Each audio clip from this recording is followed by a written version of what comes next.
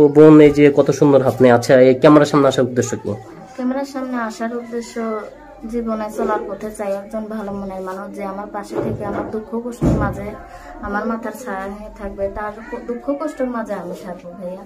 চাই এরকম একজন মনের মানুষ, সে দেশি হোক বা প্রবাসী হোক, চাই একজন ভালো মনের মানুষ।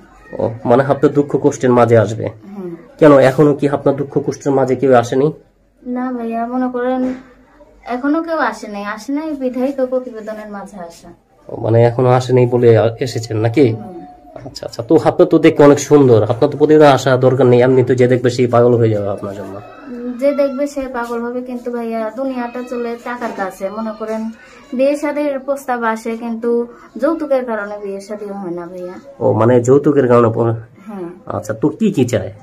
চায় মোটর সাইকেল, চায় বাইক, চায় ফার্নিচার, চায় স্বর্ণ অলংকার, চায়। এগুলো কি আমাদের পক্ষে দেওয়া সম্ভব? আমরা একটা মনে করেন গরিব ফ্যামিলির মেয়ে, আমাদের তো সেরকম আর্থিক অবস্থা ভালো না ভাইয়া।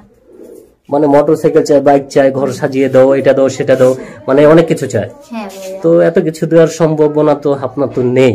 না ভাইয়া। তো আপনাদেরকে দেখে বুঝে না যে আপনারা কোন পরিবেশে আছেন অথবা কি কষ্টে আছেন? হ্যাঁ ভাইয়া বুঝে, তারপরেও তারা চায়।